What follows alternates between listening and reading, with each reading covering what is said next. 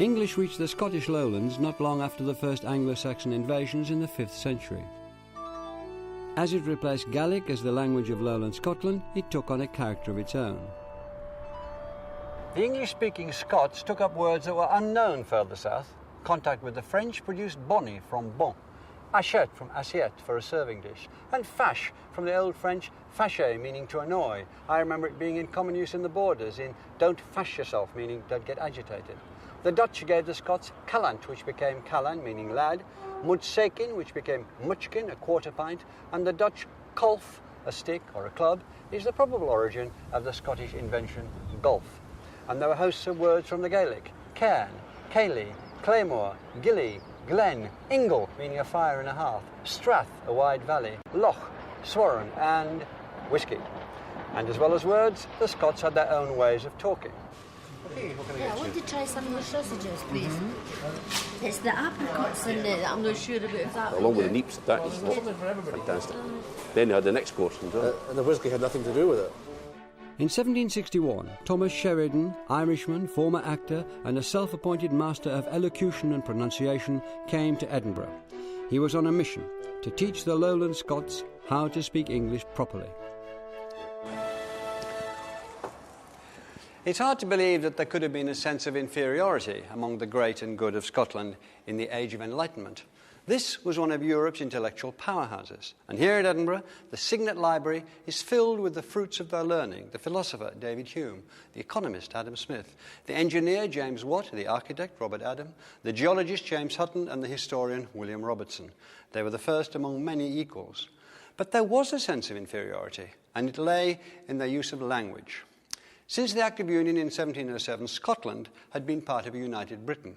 A new idea had swept through the whole country, the idea that there was only one proper way to speak English.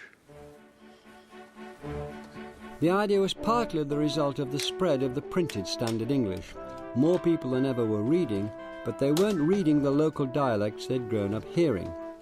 There'd always been a gap between what was said on the page and what was said on the tongue. But now, in what could be called the Great Print Shift, the printed version started to be regarded as correct.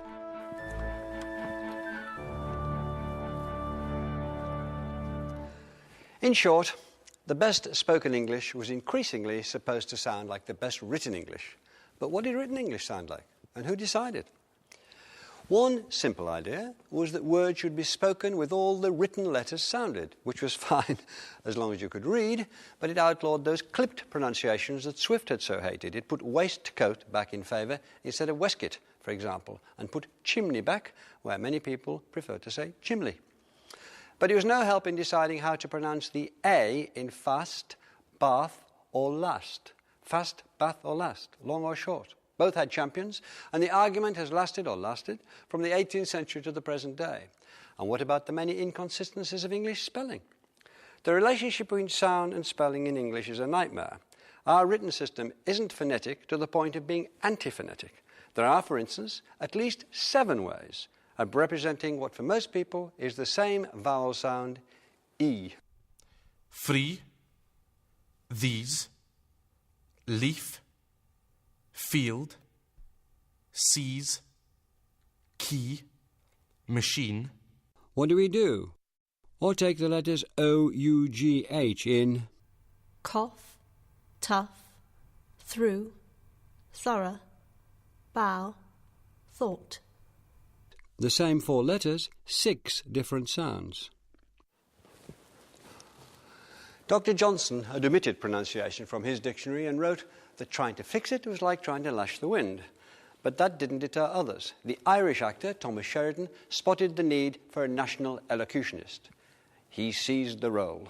Sheridan's first and crucial book was published in 1756, hard on the heels of Dr. Johnson's dictionary. He called it significantly British education.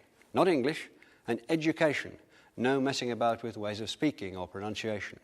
He went for the key and jugular word. If you wanted to say what you said in the best way, then what you needed was an education. And this book, this man, could provide it, which remarkably he did. Sheridan toured England, lecturing to appreciative middle-class audiences, and then he was invited here to Edinburgh by David Hume, Adam Smith, and other members of the city's leading debating club, the Select Society.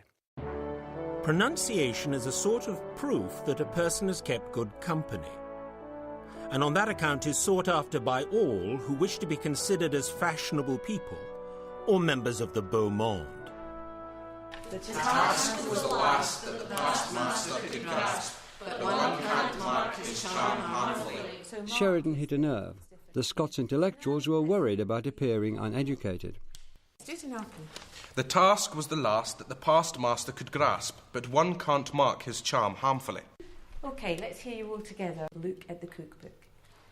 Look at the cookbook, said the cook, as he took the pullets and put them in the nook. Sheridan's great idea was that if everyone spoke in the same way, they would talk to each other as equals. Of course, it didn't work. The new standard immediately divided people into those who copied it and those who didn't. Look at the cookbook, said the cook, as he took the pullets and put them in the nook. But some Scots were affronted by the very suggestion that their speech was inferior. They needed a standard bearer, and the post was not empty for long.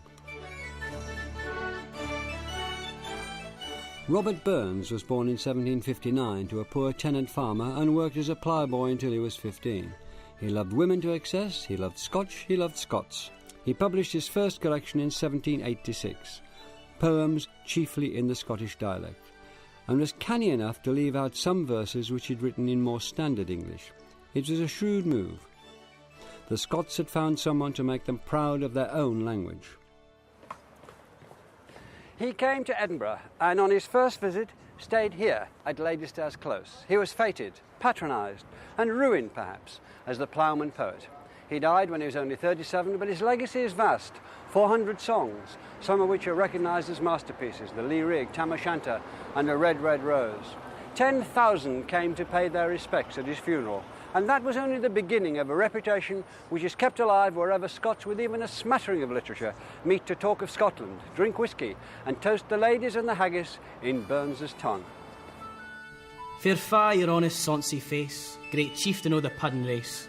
Aboon the ma ye tak your place, paints triper therum. We'll argue word o' a grace as long as my erum.